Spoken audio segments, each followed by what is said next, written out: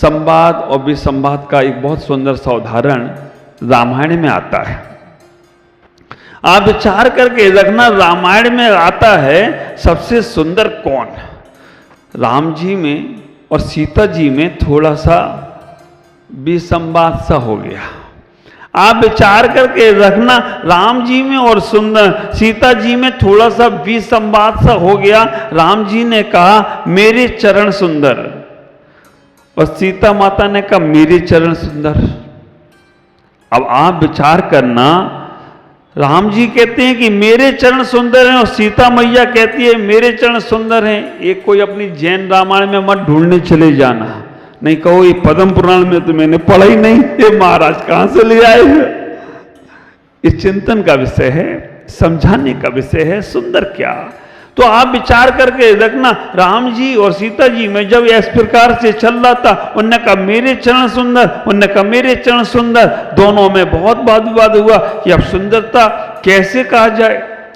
वहीं से लक्ष्मण जी निकले, उन्होंने कहा लक्ष्मण भाई तुम आज एक समाधान कर दो, हम दोनों के पैर में सबसे ज्यादा सुंदर पैर किसके? लक्ष्मण तो साष्टांग, उन्होंने कहा बाबा बड़ों की चक्कर में मैं नहीं पिटूंगा, मैं नहीं पड़ने वाला चक्कर में, मैं तो जा रहा हूं, क्योंकि मैं कहूं राम जी के सुंदर तो सीता मां नाराज, और सीता मां के सुंदर तो राम जी नाराज, मैं नहीं पढ़ू चक्कर में, तो जा रहा हूं, मैं भी संवाद में नहीं पढ़ूंगा। संवाद की बात हो तो मैं पढ़ भी जाऊं, लेकिन मैं जिसकी तरफ लूंगा वो ही खुश, और दूसरे की तरफ मैं कहूंगी बगई गांव वाले अच्छे तो धोबड़ी वाले कहेंगे अच्छा मैं खराब हूं क्या। आप विचार करना, इसको बोलते अर्थवर्ती ज्ञान। एक की सुंदरता बताएं तो एक को, संवाद वाला व्यक्ति इनमें उलझता नहीं है। अब लेकिन बात तो बहुत हो गई, तनातनी हो गई। दोनों ने लक्ष्मण जी से कहा तो लक्ष्मण जी तो सुने नहीं, लक्ष्मण जी ने कहा मैं चक्कर में नहीं पड़ूंगा, लक्ष्मण जी चले गए। हनुमान जी ने आ गई, हनुमान जी उछलते कूदते पहुंच गए और हनुमान जी से पूछ लिया। राम जी ने, राम जी हनुमान जी से कहते हैं हनुमान जी तुम मेरे भक्त हो और तुम्हें आज ये बताना है कि मेरे चरण सुंदर हैं सीता मां के चरण सुंदर है। हनुमान जी ने कहा कि यार ये कहां से संकट आ रहा है, रावण को जीतना तो आसान था, लंका पे चढ़ाई करना आसान थी, लेकिन इन दोनों के चक्कर में हमारी कहां की चढ़ाई हो जाएगी। फिर भी उन्होंने कहा आप अगर अभय दान दो, मुझे कोई दोनों में से नाराज नहीं होना, तो मैं बता दूं किसके चरण सुंदर हैं, और अगर एक जने नाराज हो गया तो फिर नहीं बताऊंगा मैं। उन्होंने कहा नहीं, दोनों ने हाथ उठाकर कहा कि अभय दान दिया तुमको, तुम्हें जो मन में आए, जिनके रियल में तुम्हें सुंदर लगे उनके चरण तुम सुंदर बता दो।